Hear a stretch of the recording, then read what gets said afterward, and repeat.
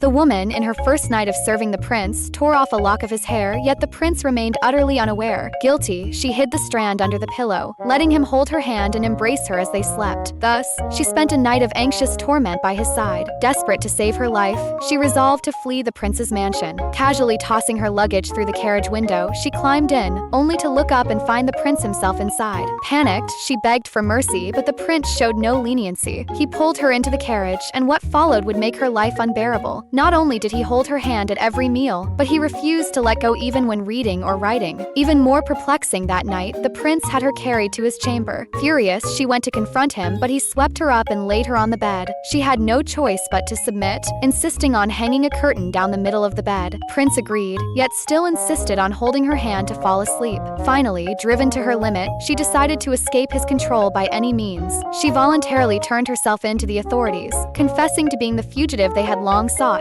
She expected to be imprisoned, but to her shock, the officials not only refused to punish her, they personally escorted her back to the prince's residence.